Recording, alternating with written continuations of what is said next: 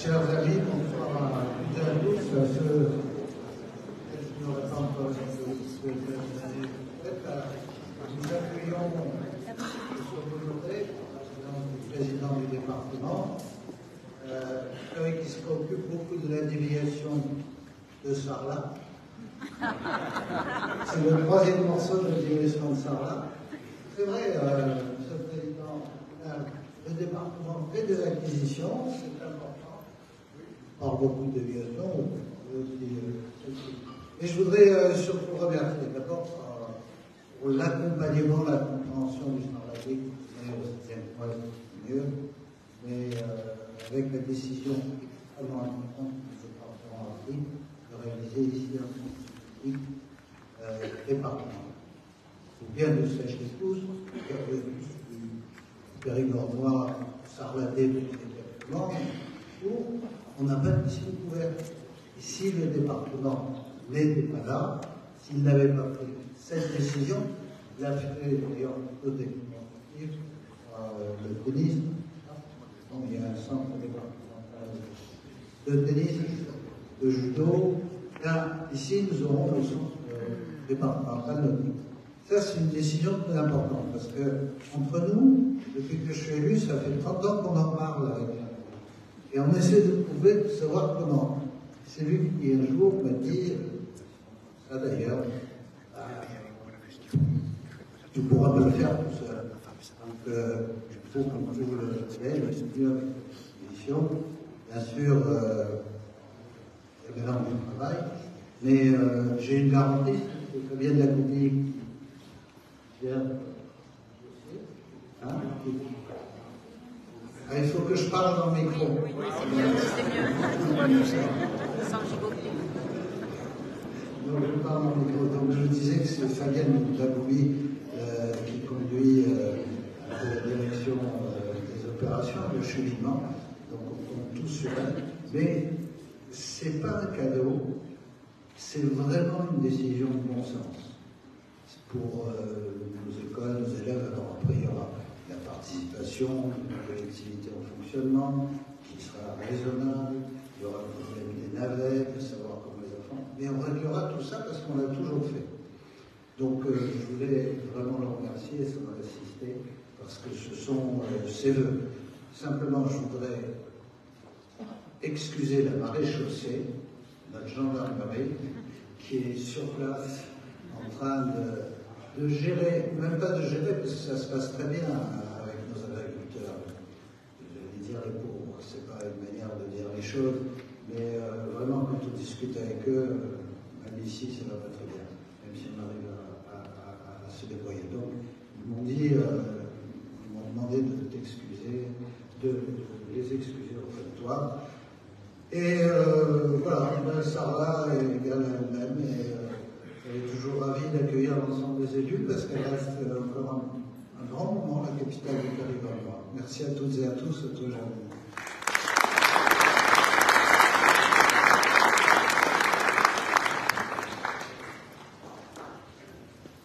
Bien, mesdames, madame la sous-préfète, mes chers collègues élus, mesdames, messieurs, j'ai un peu de retard, je n'en ai jamais. En vérité, j'arrive d'une réunion du conseil d'administration du Bidor à Libourne et j'avais un collègue à poser à Bergerac, on n'a pas pu le poser parce qu'un bus silence était bloqué. D'abord, un mouvement s'est fermé, un bus silence s'est fermé, au pont du cercle s'est fermé. L'arrivée a été un peu difficile. Mais j'aurai l'occasion d'y revenir. Je voudrais vous remercier d'être venus toujours aussi nombreux à la présentation des vœux, qui sont les derniers, puisqu'on est le 31, et remercier tout spécialement Jean-Jacques de Peretti et la municipalité de Sarlat, qui chaque année mettent cette salle à notre disposition. Je ne voudrais pas être trop long, parce que des vœux, vous en avez subi pas mal. Moi, j'en subis aussi. Et je pense que quand on a dépassé 1h40 dans une soirée et qu'on est debout, et je suis quelquefois à votre place, sur le côté, on en a assez. Voilà. Et il vous tarde de vous tourner vers le buffet. Donc je vais essayer d'être ramassé Pour vous dire d'abord des nouvelles qui ne sont pas extraordinaires, mais vous les connaissez, puisque le contexte international est particulièrement agité et inquiétant au cours de ces derniers temps. D'abord par l'agression de la Russie à l'Ukraine et la guerre qui s'ensuit depuis des mois et des mois. Ensuite par l'agression du Hamas envers Israël et la guerre qui s'ensuit, qui est aussi terrifiante, et par des troubles un peu partout, avec la montée des populismes en Asie, avec des gens qui font peur, en Amérique du Sud, avec des gens qui font peur, et peut-être de même en Amérique du Nord, aux États-Unis, avec des gens qui nous ont déjà fait peur, mais qui peuvent encore déstabiliser le monde. Dans notre pays, c'est pas au même niveau, mais il n'empêche qu'on n'arrive pas à résoudre ce qu'on appelle depuis de nombreuses années la fracture sociale et le fait que l'écart entre les plus aisés et les plus pauvres de notre société eh bien, n'arrive pas à se résorber. Et je vous donnerai un exemple tout à l'heure. Ensuite, des fractures territoriales. Et pour nous qui sommes dans un département rural très vaste, eh bien, on subit l'exode rural qui continue et qui a l'air de ne pas en finir depuis la moitié du XIXe siècle et l'ère de l'industrialisation. La Dordogne continue à perdre des habitants, pas beaucoup, mais c'est quand même 1500 habitants qu'on a perdus entre 2015 et 2021. Et c'est surtout 4 à 500 enfants chaque année qui ne rentrent pas en maternelle ou en école primaire en Dordogne. Donc notre département, non seulement il régresse sur le plan démographique, mais en même temps il vieillit. Le solde naturel, la différence entre les naissances et les décès nous est totalement défavorable. Heureusement qu'il y a l'apport des migrants, dont on a beaucoup parlé la dernière semaine. Les migrants, c'est qui? C'est souvent des parents à nous, qui habitent en région parisienne et qui veulent venir passer la retraite. Ce sont des gens d'Europe du Nord, ce sont des gens aujourd'hui dans tous les pays, puisque la Dordogne, c'est devenu une région qui est internationale de par sa fréquentation touristique. C'est eux qui font qu'on ne baisse pas trop en termes de démocratie. C'est grâce à eux que l'on arrive à se maintenir. Mais il y a l'inconvénient, c'est que pour beaucoup, ce sont des gens âgés qui viennent passer leur retraite, donc on ne stoppe pas le vieillissement, mais j'aurai l'occasion d'y revenir avec peut-être un espoir. Et puis il y a des fractures citoyennes aussi, avec la montée des populismes, et la France n'y échappe pas, et je pense que les derniers textes examinés à l'Assemblée en 2023, je crois sur la réforme des retraites, ou récemment la loi immigration, heureusement corrigée par le Conseil constitutionnel, a aussi créé des fractures difficiles. Et puis, bien sûr, il y a la question agricole, et là, je vous permettrai de m'arrêter un instant. Cette question agricole, elle n'est pas uniquement française, puisque vous avez vu qu'elle a démarré en Pologne, en Roumanie, en Allemagne, en Belgique. Aujourd'hui, ce sont les syndicats espagnols qui décident de rentrer dans le combat, ou dans la grève, dans les manifestations. Et je pense que le monde paysan traduit un malaise extrêmement sérieux qui fait que, et on peut le constater, non seulement il souffre, mais aussi il disparaît petit à petit. Entre 2002 et 2012, en 10 ans, la France a perdu 26% de ses agriculteurs, un quart. Et entre 2012 et 2022, on a reperdu un quart de nos agriculteurs, de ceux qui restaient. Et vous pouvez tous constater, il y a beaucoup d'élus dans la salle, que dans nos propres communes, eh bien, leur nombre a chuté de façon impressionnante, à tel point qu'il y a des communes où il n'y a plus qu'un agriculteur ou 2 agriculteurs. Il y a quelques communes même où il y a 0 agriculteur aujourd'hui. Donc, les difficultés du monde agricole, elles ont une traduction, c'est que les gens arrêtent. Si les gens gagnaient leur vie, et si les jeunes avaient un espoir de reprise, eh bien, ils s'installeraient dans ce métier. Et pourtant, il y en a qui le font avec beaucoup de courage.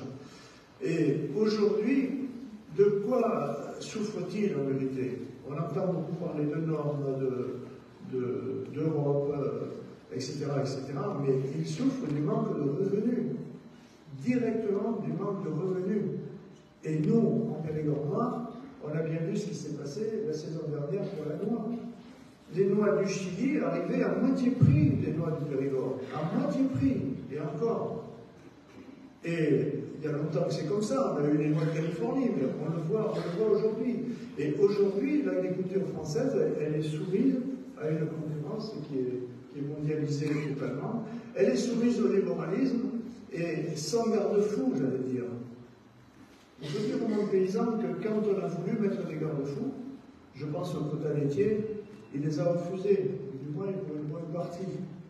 Il n'en voulait pas, il voulait la liberté de produire. Quand moi-même, dans une majorité, quand j'ai été élu député en 1997, avec Louis Le Pensec et avec Jean Cavani, on a mis en place ce qu'on appelait les contrats territoriaux d'exploitation qui voulaient en vérité rémunérer les agriculteurs pour des activités qui sont en dehors de la production. Eh bien, on s'est là aussi opté au syndicat majoritaire et à une majorité d'agriculteurs qui n'en voulaient pas. Ce n'était pas le cas en Dordogne, parce qu'en Dordogne, ils avaient compris que ces mesures étaient faites pour les petites exploitations et les exploitations moyennes. Et on a signé 1000 CTE en Dordogne. C'était quasiment le record. Mais ce que je veux dire, c'est qu'on ne peut pas vivre sans mesure de régulation. Et aujourd'hui, je parle de ce sujet souvent aux agriculteurs, je leur dis, je pense que vous devez éviter 2 écueils. Le premier écueil, c'est de tourner le dos à l'environnement et de dire, on fera ce qu'on voudra dans n'importe quelle condition. Je pense que la société ne l'acceptera pas. Et rappelons-nous que les Français sont versatiles. Il y a 2 ans, pendant la crise du Covid, tout le monde s'est précipité chez les producteurs locaux. Tout le monde. Tout le monde allait chez les producteurs locaux parce qu'ils étaient là, ils fournissaient des produits, etc. Qu'est-ce qui s'est passé quand on a pris la pluie? Tout le monde est reparti dans les grandes surfaces. Et les producteurs locaux, ils sont restés souvent en souffrance. Donc je crois que l'agriculture de demain, elle ne se fera pas avec des pesticides. Je suis persuadé que l'on sortira des pesticides, et le monde agricole l'a bien compris d'ailleurs, et notamment en Sarladé, où beaucoup d'agriculteurs se sont convertis à ce qu'on appelle l'agroécologie. Ils se sont convertis au fait que l'on essaie de maintenir la vie des sols, et on peut travailler sur des sols vivants qu'on va pouvoir préserver et qu'on transmettra aux générations futures. Donc je crois que c'est une erreur de tenir ce langage-là, et je pense que le Premier ministre doit y veiller, parce que sinon, on va encore désigner les agriculteurs comme des boucs émissaires sur ce plan. Et le deuxième écueil, c'est de dire non à l'Europe et de refuser l'Europe. Alors c'est vrai que les combats agricoles, c'est souvent le terreau de l'extrême droite, mais on voit bien qu'ils ne quittent pas les bons points, y compris dans notre région. Et au niveau national. Ils se nourrissent de ce mécontentement en disant tout est la faute à l'Europe. Moi, je veux rappeler des choses simples. L'Europe, c'est 9 milliards au niveau européen pour l'agriculture européenne. En Dordogne, c'est 100 millions.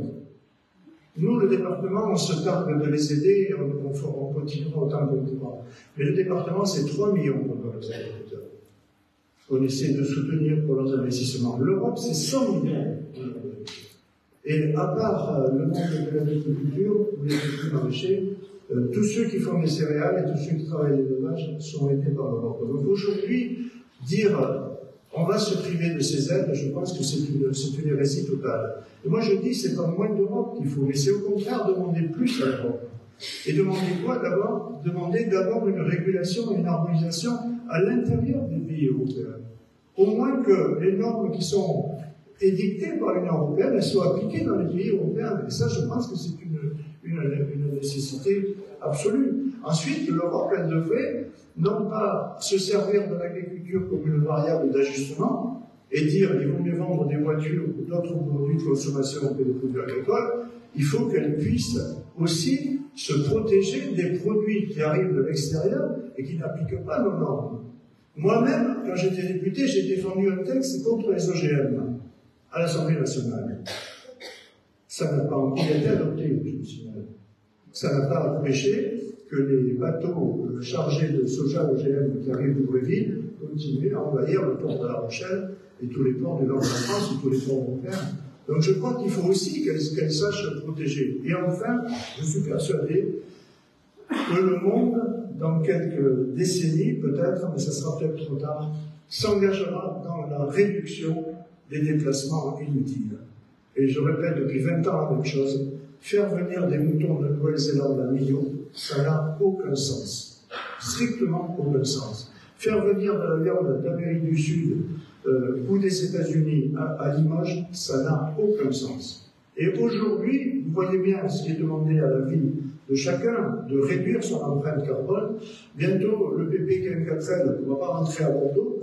Donc, il transporte d'un continent à l'autre des produits, aujourd'hui, sans tenir compte de l'empreinte carbone. Personne ne parle des bateaux qui polluent plus que le reste, parce qu'ils utilisent des carburants qui ne sont pas raffinés, et qui, eux aussi, sillonnent les mers sans arrêt avec des produits. Donc, je crois que peut-être que l'Europe pourrait s'engager là-dessus. Vous me direz, c'est un sujet qui n'est pas évident, parce que l'agriculture est aussi en concurrence avec les autres éléments de l'économie. Et souvent, c'est la variable d'ajustement. Mais les dégâts sont terribles sur le plan économique dans notre pays, mais ils sont terribles sur le plan social. Et le monde rural est en train de souffrir d'un exode qui n'est pas terminé. Je pense aussi qu'on a tous notre rôle à jouer. Et qu'il faut qu'en tant que consommateur, en tant que citoyen, on fasse l'effort d'acheter des produits locaux. Je crois qu'il n'y a que la relocalisation qui permettra à des gens de vivre. Et les agriculteurs l'ont bien compris, puisqu'ils ont ouvert des boutiques de producteurs de pays, ils ont ouvert des marchés de producteurs de pays, et ils essaient tous de développer dans leur ferme une partie de leur activité en vente directe. Eh bien, il faut les aider dans ce sens. Il faut qu'en tant que citoyen, on achète local. Il faut que les mairies, dans leur cantine, achètent local.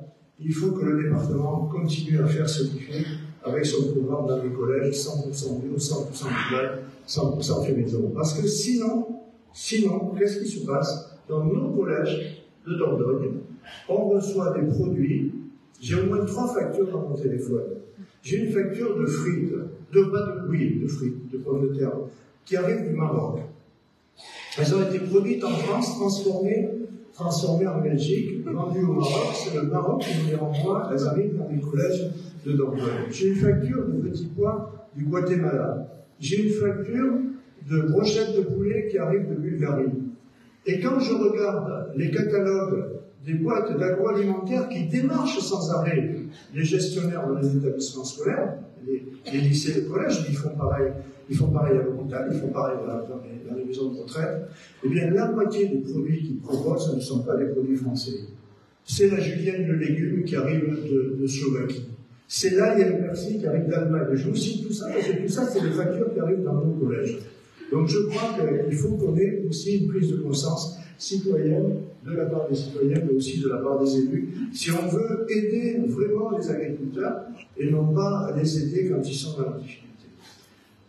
Je voudrais vous dire maintenant, sans être long, je voudrais vous dire qu'il n'y a pas que les agriculteurs qui ont des difficultés, même si elles sont exacerbées dans notre société. Les collectivités aussi ont des difficultés aujourd'hui.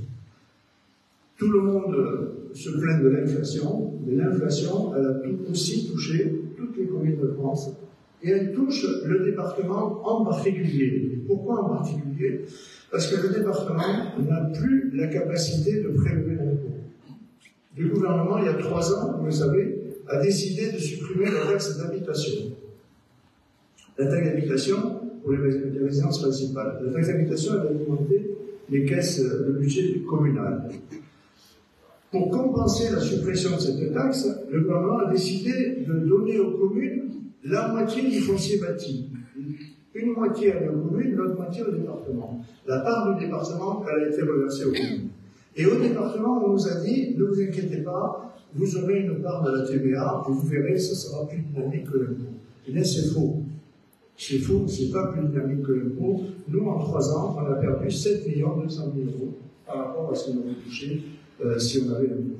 Et on a subi, comme vous tous, les effets de l'inflation. On a subi, comme toutes les collectivités, le relèvement des points d'indice des fonctionnaires territoriaux, il y en a 2500 au département, c'est normal qu'ils soient relevés à l'inflation. C'est pas ce que je veux dire, il n'empêche que c'est comme ça.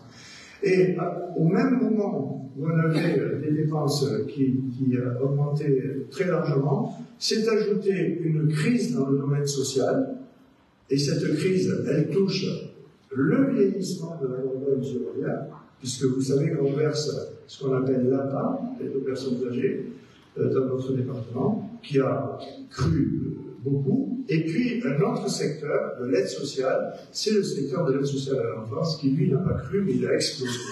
Chaque année, je vous donne les chiffres des enfants placés sous la responsabilité du département, et qui sont le reflet de la crise, en vérité, de la crise économique et sociale que l'on vit. Il y a 11 ans, il y avait 700 enfants placés sous la responsabilité du département dans notre département. 11 ans après, il y en a 1450. C'est-à-dire que ce chiffre a plus que doublé. Ce sont des enfants dont les parents ne sont plus en capacité d'assurer leur éducation. Et ils sont placés, le plus souvent, par une décision judiciaire. Qu'en fait le département? Il les accueille au village de l'enfance et ensuite il organise leur vie, leur éducation, en les plaçant soit dans des maisons d'enfants à caractère social, soit c'est des assistants familiaux qui les gardent à leur domicile. Plus de dépenses, beaucoup moins de recettes avec la crise immobilière et la chute des droits de mutation, qui sont passés de 91 millions à 69 millions de Bourgogne, eh bien, ça fait un delta d'une trentaine de millions dans le département, eh bien, qui nous manque à venir. Alors, rassurez-vous sur une chose, vous ne verrez pas les impôts augmenter, puisqu'on n'en a plus. Donc, le département n'augmentera pas vos impôts. Mais le département sera obligé de réduire sa voilure, d'abord, et ensuite de distribuer ce qu'il a. On ne pourra pas distribuer plus que nous avons. Je dis ça parce que c'est un sujet extrêmement sérieux de préparer les orientations budgétaires et le budget de 2024. Mais je dis ça aussi sans vouloir affoler. Mais en attendant, j'attire votre attention sur ce sujet. Le département de la Bourgogne, il a été un des plus généreux de France pour les collectivités, pour l'être un accord aux communes et aux intercommunalités, pour l'aide qu'on appelle porte tiers dans le domaine économique et de nos compétences, à l'agriculture, au tourisme, aux artisans, aux commerçants, etc., mais aussi beaucoup à l'animation sportive, à l'animation culturelle, à l'animation sociale, donc au monde associatif. Et donc, il faut s'attendre à avoir moins. Je vais le dire tout net parce que nous ne pouvons pas donner plus que nous avons. Et les perspectives ne sont pas très encourageantes puisqu'on nous prévoit 0% de croissance au cours du premier trimestre, peut-être au cours du premier semestre de l'année, ce qui fait que les recettes de TVA augmenteront. Il n'empêche qu'on continuera à faire notre travail, à assurer nos compétences obligatoires, l'aide sociale, les routes, les collèges, tout ce qu'on peut apporter en matière de lecture publique, en matière d'archives, en matière de service départemental d'incendie, où quand on a moins de moyens, mais eux ont besoin de plus de moyens, puisqu'on a signé un protocole qui fait qu'on augmentera leurs moyens de fonctionner, qu'on va augmenter aussi leurs moyens en matériel, parce qu'ils sont de plus en plus sollicités, là aussi, dans une société qui vieillit. Un quart des sorties des pompiers dans notre département est dirigé vers le secours à personne et principalement des chutes de personnes âgées. Et le fait que la démographie médicale souffre ne n'arrange pas nos affaires. On continuera ce travail dans nos compétences obligatoires et on continuera aussi le travail de solidarité humaine et de solidarité territoriale. La solidarité humaine, c'est maintenir les collèges aussi performants que possible pour la jeunesse de la Bourgogne. C'est poursuivre le travail qu'on fait avec les personnes âgées. En 2023, vous savez qu'on a mis en place une opération qui s'appelle 1300 voitures. En vérité, on a mis à disposition des SIAS 1345 voitures pour lesquelles le département a organisé un appel d'offres. Pourquoi faire? Eh bien, pour permettre aux personnes qui travaillent à domicile de régler leurs problèmes de mobilité. on n'arrive pas à trouver assez de monde pour aller travailler à domicile dans ce département. Et là, il y a du travail. Aujourd'hui, les mesures gouvernementales de relèvement des salaires après le Ségur de la santé a fait qu'aujourd'hui, quelqu'un qui travaille à domicile et qui a un emploi complet, 35 heures, gagne 1508 € par mois avant la dernière augmentation. On a dit il faut aller plus loin et le département a voulu leur apporter une voiture, le moyen de se déplacer, et c'est pour ça qu'on a monté cette opération de 1300 voitures de service. On continuera à travailler dans le sens pour lutter contre la crise médicale. Vous savez qu'on attribue des aides aux internes qui viennent en Bourgogne, on attribue des bourses aux étudiants en médecine qui s'engagent à venir travailler chez nous. On aide les communes et les intercos qui montent des maisons pluridisciplinaires de santé, et puis on a créé ce qu'on appelle un centre départemental de santé où on salarie les médecins qui sont des employés du département. On a commencé avec Cidreuil, puis à Saint-Médard-de-Mussidan, puis à Libéral, puis à Saint-Gacé, et le prochain ouvrira à Saint-Léon-sur-Lune. J'ai parlé du service de secours, je ne veux pas y revenir dessus, mais on continuera aussi forcément la solidarité avec les territoires locaux, et nous continuerons à apporter une aide comme on essaie de le faire à Sarlat, comme on l'a fait pour la piste athlétique par exemple, mais comme on le fera pour l'abattoir de Volaille, comme on le fera sur le projet de cinéma au tabac, qui est un très très beau projet qui permettra de créer des emplois et de mettre en place de la formation, comme on le fera en apportant des aides pour la création du logement, comme on le fera avec le centre départemental de natation ici. Bref, nous continuerons ce travail-là. Mais au-delà de ça, ce que l'on veut, c'est renforcer l'attractivité de la Dordogne. Et pour ça, on a un outil qui est en train de se mettre en place, qui est un outil inégalé aujourd'hui, qui s'appelle la fibre. La fibre, c'est le meilleur moyen de désenclaver le monde rural. C'est le meilleur moyen de mettre le monde rural à égalité avec le monde urbain. C'est le meilleur moyen de faire que Périgourdin, où il habitera, eh bien, pourra être en relation en permanence avec les quatre coins du monde en une fraction de seconde. C'est le meilleur moyen pour que des gens viennent non seulement passer des vacances en Périgord, mais viennent travailler en Périgord. Et on voit bien que c'est un besoin, parce qu'il y a aujourd'hui de plus en plus de monde qui télétravaille, et il y a de plus de monde qui, avec cet outil-là, pourront passer une partie de leur semaine, une partie de leur mois en Dordogne et arriver à travailler. On y croit beaucoup. C'est un très gros chantier. C'est le plus gros chantier que le département aura mené au cours des 20 ou 30 dernières années. Et je pense que ce sera le plus gros pour les 20 ou 30 prochaines. Puisque ce chantier représente 500 millions d'euros.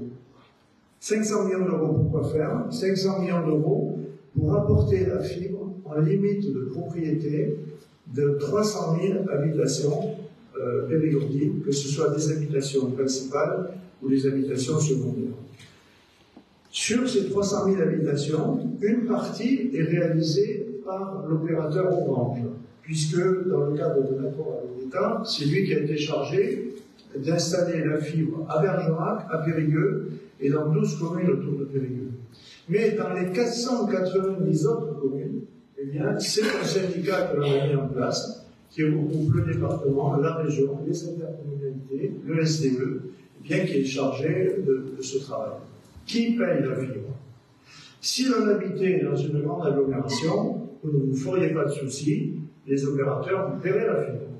Mais en milieu rural, les opérateurs ne veulent pas la payer. Pourquoi? Parce qu'on est trop espacé, c'est trop cher, etc., etc. Donc, ils font les parties les plus concentrées. On a en Dordogne, sur les 500 millions, 21% de l'État, 105 millions de l'État, et chaque fois je remercie l'État, puisqu'on est le département qui a le plus perçu d'aide. Mais dans le même temps, je dis à l'État, parce qu'on est des ruraux, on va payer 80% des travaux. Si on était des urbains, on ne le paierait pas. Et c'est une partie de nos impôts qui va aller et qui va sur ce chantier. Depuis les 4 premières années, le département il a mis 5 millions par an, la région a fait pareil, et depuis 2 ans, et ça va encore durer 2 ans, 2024-2025, le département il met 10 millions d'euros par an en investissement. Ce chantier, on espère qu'il sera terminé à la fin de l'année 2025. Je veux vous parler aussi, bien sûr, de ce que l'on fait sur les collèges. À Sarlat, on a un projet de modifier la chaudière actuelle par une chaudière à bois. J'espère que l'année 2024 arrivera le démarrage des travaux. Et je veux aussi vous parler du réseau routier, c'est une évidence. Et tu as raison, Jean-Jacques, de dire qu'on travaille à la déviation de Sarlat. Je parle de la déviation énorme de Sarlat. Je parle de la 3e tranche de la déviation de Sarlat. On est dessus. C'est très compliqué, parce qu'on traverse une zone humide. Et là, je peux vous dire que les ennuis commencent. Et on ne sait pas quand est-ce qu'ils seront terminés. En tout cas, on continue ce travail. On va enfin régler, je dis enfin, on va régler au mois d'avril la question du pont de Rojac, qui handicape le Sarladais, puisque ce pont, il est barré aujourd'hui, on le refait entièrement, et ce pont nous permet d'aller de Sarlat à Bourdon, d'aller de Sarlat vers Toulouse, etc. C'est la départementale 704, c'est très fréquenté, et ça nuit aux entreprises, au commerce, etc. Je le dis parce que j'ai repéré des gens de Bojac, sur la droite, et je me méfie d'eux, donc je vais leur rappeler qu'au mois d'avril, je dis la fin avril pour ne pas prendre de risque, mais je pense qu'à la fin avril, on aura ouvert le pont de Bojac. Je le dis en plaisantant parce que je suis allé au vœu de Bojac et je leur ai dit, je vous fais une promesse. La promesse, c'est qu'avant la fin de l'année 2024, le pont sera terminé. Et là, la salle s'est mise à huer.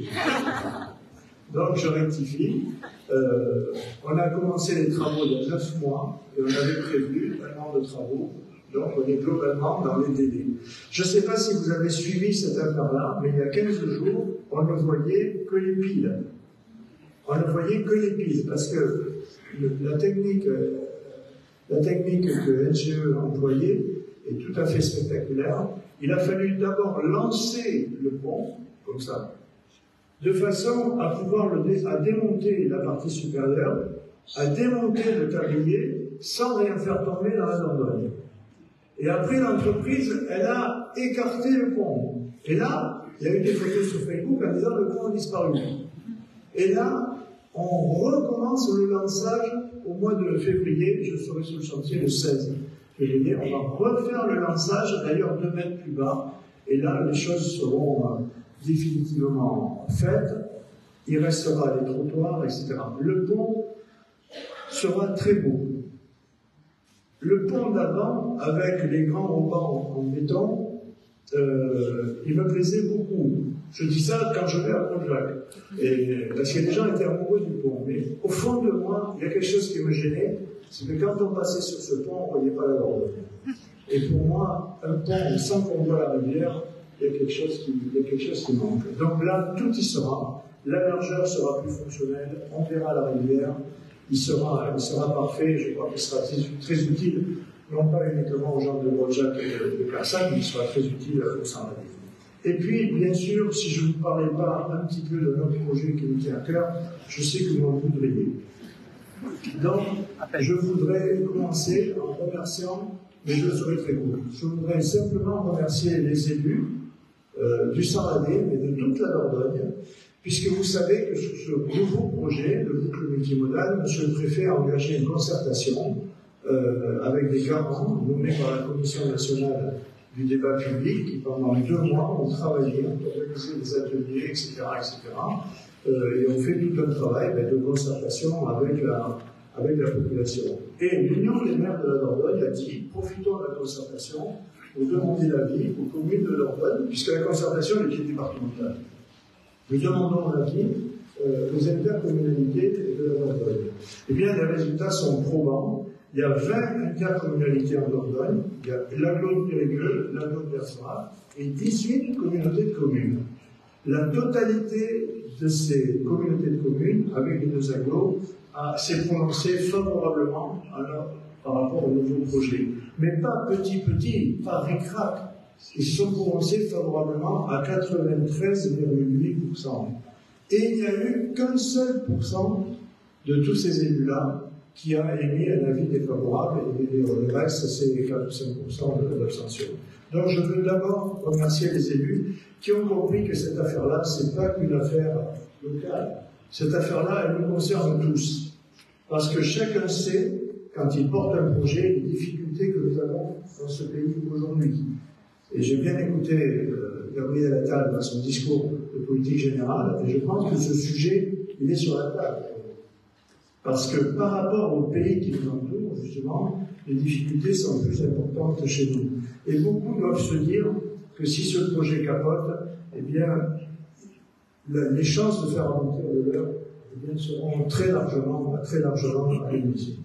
Dans quelques jours, pour ne pas dire quelques jours, mais avant la fin de la semaine, le nouveau projet sera sur le bureau de M. le Préfet, et il lui appartiendra de choisir l'instruction. Et comme c'est un nouveau projet, il faut tout recommencer à zéro. Et on recommence, et une enquête publique, et une enquête environnementale, etc., en espérant que dans 7-8 mois, on obtienne le nouvel arrêté préfectoral. La vie serait belle si, dans le même temps, on ne poursuivait pas, les opposants ne nous poursuivaient pas, pour réclamer qu'on paye encore des astreintes et des astreintes et des astreintes, parce qu'ils ne peuvent pas supporter que tout ne soit pas démoli. Manque de peau. Pour tout démolir, c'est très compliqué, les bureaux d'études le disent. Et le bureau d'études qui s'appelle le CEREMA, qui a été mis en place par l'État, nous a dit aussi on va le faire. Aujourd'hui, on a des arguments pour se défendre. Mais le département, il a toujours respecté l'état de droit dans cette affaire. Tout ce que nous avons construit, on l'a fait parce qu'on était autorisé. Et on a été autorisé par le service de l'État, on a été autorisé par un arrêté préfectoral, on a été autorisé par la lettre du Premier ministre Édouard Philippe. Et tout ce que l'on a fait légalement, parce qu'on nous a autorisé. Quand les choses se sont inversées, eh bien, on respecte l'état de droit. On nous a demandé de démolir, on a démoli ce qu'on avait pu. C'est 1 km 250 de route, entre Castelnau et Louis-Lande, une route toute neuve, qui était en service depuis 3 ans, qui était aux normes, sur le plan environnemental aussi, puisqu'elle était dotée de 2 bassins de rétention des eaux pluviales et des hydrocarbures. Eh bien, il a fallu la casser pour faire plaisir à 2 ou 3 personnes dont je ne dirai pas le nom. Mais je considère que c'est quelque chose de terrible pour les citoyens. Ils ne comprennent pas. Ils disent, mais qu'est-ce que c'est ce gaspillage organisé? Et c'est pour ça que j'espère qu'on se sortira de ce mauvais pas, parce que sinon, au final, nous aurons perdu 40 millions d'euros pour rien. Pour rien. Si au final nous perdons, eh bien, les problèmes de sécurité ne sont pas réglés et rien ne changera. La protection du village de Bénin ne changera pas et rien ne changera. Le nouveau projet, il est différent. On assure la sécurité à Bénac définitivement en interdisant, d'ailleurs, au plus de 3 tonnes secs de traverser, en créant un sens unique pour ceux qui doivent faire les livraisons, en assurant la sécurité aussi entre Castelnau et Ferrac. Je ne sais pas si vous voyez comment c'est, mais il y a une portion sur les falaises que la commune a fermée d'ailleurs pendant 3 semaines au mois de décembre. Donc, première chose, la sécurité. Et deuxième chose, respecter mieux la planète, réduire les gaz à effet de serre. Ça veut dire développer les moyens de déplacement doux, créer la V91 de la vallée de la Dordogne, que les Bergeracois ont bien avancé, qui est avancée chez nous entre Cazoulès et Sarlat. Mais d'abord, inciter les gens à se déplacer à vélo et à pied, réouvrir une gare qui est juste en face de Bénac, c'est la gare de Castelnau qui a fermé il y a un peu plus de 50 ans, et inciter les gens à prendre le train. À partir de cette gare, mettre en place des navettes électriques pour desservir les sites les plus proches qui, en 2022, ont reçu plus de 800 000 visiteurs payants, mais aussi, suite à la concertation, allonger cette navette, puisque la commune de la Rocajac a dit mais pourquoi pas nous, et la commune de Dôme a dit pourquoi pas nous aussi. Donc, on peut s'engager dans le tourisme durable, dans un tourisme respectueux de l'environnement, dans un tourisme intelligent. On peut s'inscrire vraiment dans le XXIe siècle avec aujourd'hui des modes de transport dans cette vallée qui seraient qui pourrait servir d'exemple dans une vallée qui est hyper protégée et extrêmement fréquentée. Voilà ce que je voulais vous dire, mesdames, messieurs. J'ai une liste de communes que l'on a préparée avec tout ce que le département a apporté. Mais je ne vais pas vous le dire, parce que les maires sont là. J'ai vu Le Luc, j'ai vu Terrasson, je vois Meyral, je vois Montignac, je vois Boulazac, je vois le Pays de l'Ouest, la Bachellerie. Enfin, je ne vous le dis pas, moi je dis les noms quand même. Je vois la vallée de Vent, et ça, mais bon, il n'y a pas ça là. Donc, ça a reçu 400 000 € pour faire la piste de petit. Déjà. Comment? Ouais. Oui. Bien sûr. Et ça l'a aidé comme les autres.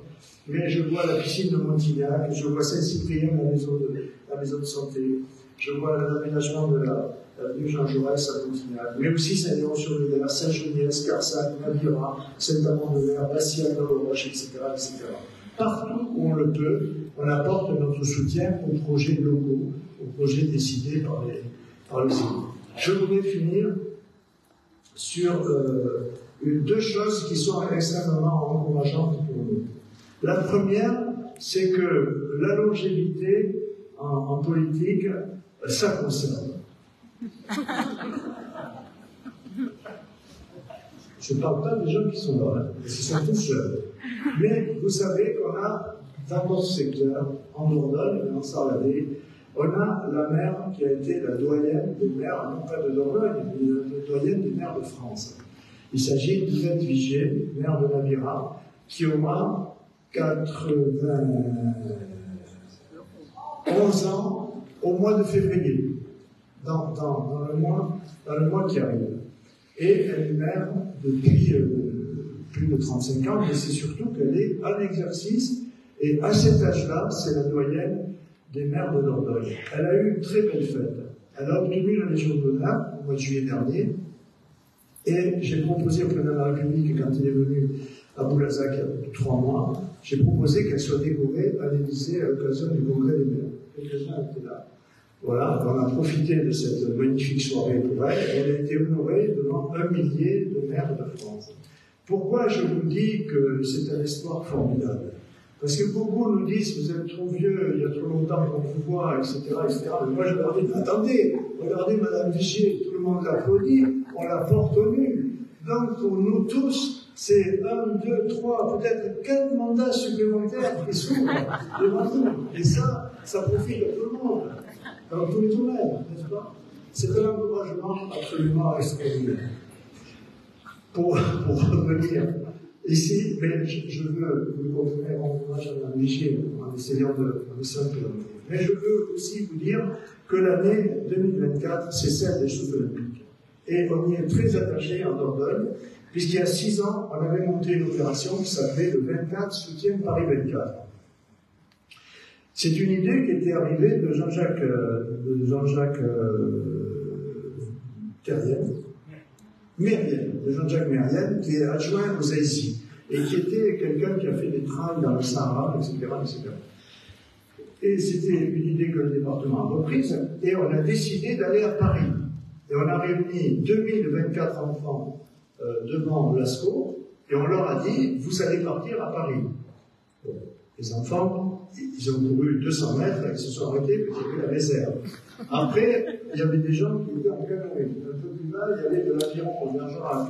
Et puis, il y a eu des coureurs à pied. Et puis, il y a eu du vélo. Et puis, il y a eu des fauteuils roulants. Bref, il y a eu toute une épopée pendant 8 jours, au moins 8 jours, une grosse semaine pour aller à Paris et pour remettre le soutien de la Dordogne à la maire de Paris, Anne Hidalgo. J'ai largement participé à cette opération, puisque j'ai couru les derniers 25 mètres juste avant le perron de la mairie de Paris, et je pense que ça a été déterminant. Mais ce que nous disons depuis en Dordogne, c'est que c'est grâce à cette opération que la France a été retenue pour les Jeux de Paris 2024. Bon, tout le monde ne le croit pas. Moi, je vous l'affirme, c'est grâce à la Dordogne. Vous avez sûr, vous aussi. Bien sûr, tout le monde me le dit, dans un cercle restreint. Non, pour être sérieux, je crois qu'on a joué notre jeu, mais c'est pas fini, puisqu'on a souhaité avoir la flamme olympique qui va venir à Sarlat, de celui-là. Ville iconique, oui. Exactement. Très bien. Elle viendra à Périgueux et dans les sous-préfectures et dans 2 autres communes, à Agonac et à La Roche-Chalais. Et puis, elle viendra aussi à Montignac-Lascaux. Et la flamme va traverser la grotte. Et pour annoncer le parcours de la flamme, je ne sais pas si vous l'avez vu, mais déjà, on nous a montré à la télévision son parcours. Et le commentateur dit qu'elle va traverser des sites remarquables. Il cite le Mont Saint-Michel. Ils en citent un autre que j'ai oublié, mais bon, c'est pas la peine de le retenir. Mais en 3e position, il cite Lascaux. Et on voit un gamin qui tient la flamme et qui court dans la grotte.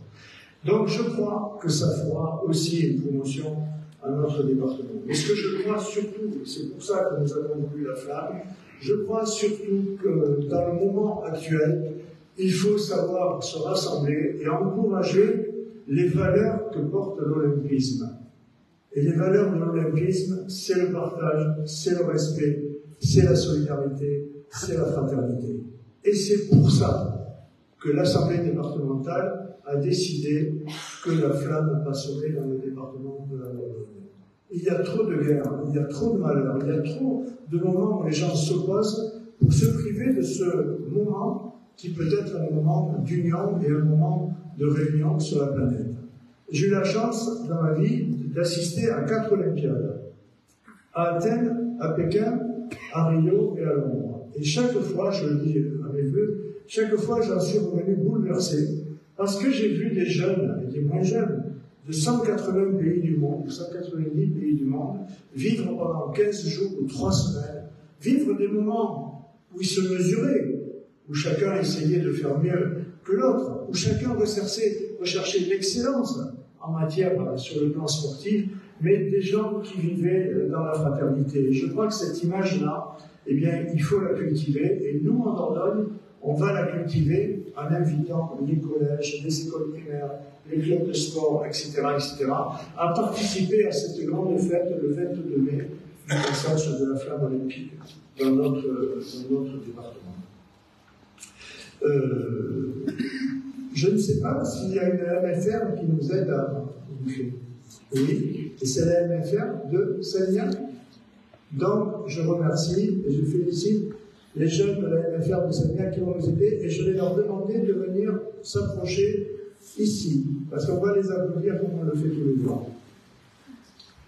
Venez les jeunes, venez pas peur. Voilà, on peut les applaudir.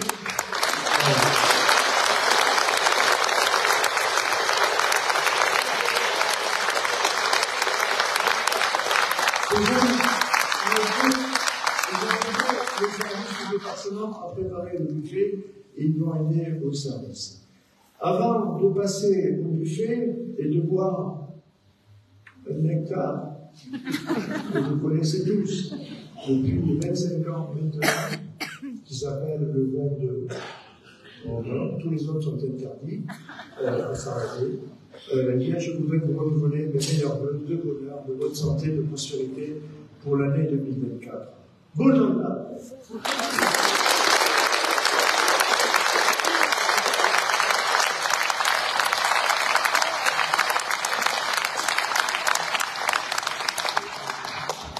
Madame la sous-préfète, très brièvement, je vous rassure. Merci de me donner la parole à vos vœux départementaux. Je crois que c'est aussi le signe que nous savons travailler ensemble et nous compléter. Moi, je vous dirais juste quelques mots. D'abord, pour m'associer aux vœux que vous avez formulés. J'en profite pour vous souhaiter une bonne année à tous.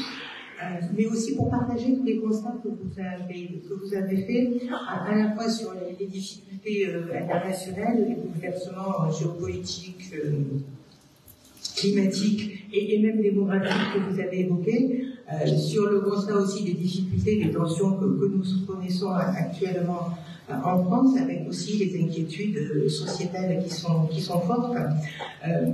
Je crois aussi vous assurer, mais aussi sur la base de ce constat, vous assurer que ces difficultés elles sont partagées et prises en compte, et je ne veux pas refaire un discours de politique générale, ce n'est pas le lieu et ce n'est surtout pas mon rôle. Et puis aussi vous assurer au niveau du département de ce constat aussi, de cette volonté qui existe et qui est forte de travailler ensemble pour répondre aux défis et aux attentes de nos concitoyens. Et on l'a vu sur de nombreux dossiers sur lesquels on a travaillé ensemble, avec vous, Monsieur le Président, avec les élus de toutes les communes, parce que les collectivités aujourd'hui, on le sait aussi, là vous avez évoqué la difficulté, mais elles ont la main sur les compétences, et dans le cadre des compétences qui leur ont été déléguées, elles ont la main sur les compétences décisionnelles, que ce soit en matière d'environnement, que ce soit en matière d'aménagement du territoire, que ce soit en matière effectivement de solidarité, et dans de nombreux domaines. Et l'État, il est vraiment là pour accompagner, pour fixer un cadre général, mais aussi pour accompagner et pour déployer des leviers de soutien sur ces politiques que vous déclinez sur les territoires. Et je crois que c'est extrêmement important de reconnaître le travail et la difficulté que rencontrent les élus et les collectivités dans ces enjeux. Et bon, moi, tout simplement, je ne vais pas citer un certain nombre de dossiers structurants sur lesquels on a travaillé, sur lesquels on a encore travaillé. Et effectivement, je pense, vous avez parlé du point de vue pour les jeunes, c'est pas un exemple, parce que à un moment, il a fallu être un petit peu dans le mécano pour, comment dirais-je, réouvrir un dialogue et puis débloquer peut-être une lecture administrative des choses qui auraient pu encore allonger les délais. Et c'est vraiment ça, je crois, mon rôle et notre rôle, c'est de venir, d'être à votre écoute et de vous aider à décomplexifier les choses. Et puis surtout, et ça je crois que vous le savez, maintenant on commence à se connaître, on ne ferme jamais un dossier a priori, ce qu'on appelle un dossier qui vous tient à cœur. On ne ferme jamais un dossier a priori, c'est-à-dire que une décision administrative, il faut qu'elle soit argumentée et examinée sous tous ses angles, que toutes les marges de dérogation et tous les éléments de contexte aient bien pu être analysés. Et puis surtout, je crois qu'il y a un énorme travail d'explication, parce qu'une décision qui n'est pas comprise n'est jamais une bonne décision. Donc tout ce travail, c'est aussi ce que je m'engage à faire avec vous sur le territoire. Je ne vais pas déployer tous les leviers de soutien financier ni donner trop de chiffres parce que ça pourrait vous lasser. Je ne vais pas citer les communes, Monsieur le Président, qu'on a aidé parce qu'on devrait toutes les citer, évidemment, à commencer par Sardet, bien sûr. Voilà. Mais surtout, moi je crois que ce qu'il faut savoir faire, et on l'a démontré, et on peut continuer comme ça, c'est continuer à travailler ensemble, chacun dans le cadre de ses compétences, quelquefois en allant aussi un petit peu au-delà, et puis on retrouve ça un peu ses manches, pour rechercher des solutions dans une situation complexe. Et je peux aussi prendre pour exemple la situation des papeteries de Condat qui a été, tout le monde l'a constaté, un moment extrêmement difficile et pénible pour le territoire et bien sûr pour les salariés, et sur lequel on est vraiment aussi en train de mobiliser de nombreux leviers d'action sur une offre d'accompagnement pour la redynamisation du territoire, et c'est exactement le type d'exemple sur lesquels on peut être à la fois complémentaire et efficace. Et puis aussi toute l'attention plus largement portée au développement de notre Périgord noir, avec le souci et la nécessité absolue de préserver cet équilibre qui repose à la fois sur l'agriculture, sur une économie industrielle, sur le tourisme, sur le patrimoine, parce qu'effectivement ce sont trois systèmes économiques, mais qui sont interconnectés et qui se nourrissent l'un l'autre en fait, et c'est ça qui va faire l'attractivité du territoire. Et puis juste pour conclure, parce que comme je l'ai dit, jusqu'à la langue, moi je vous rejoins aussi sur l'enjeu des Jeux Olympiques qui sera très certainement le moment de fédérer et de redécouvrir peut-être de la cohésion sociale. En 2024, vous l'avez compris, ce sera une année de travail. pour tout le monde. Ça sera une année de travail, mais je crois qu'on est déterminés et armés en tout cas pour avancer ensemble. Bonne année à tous.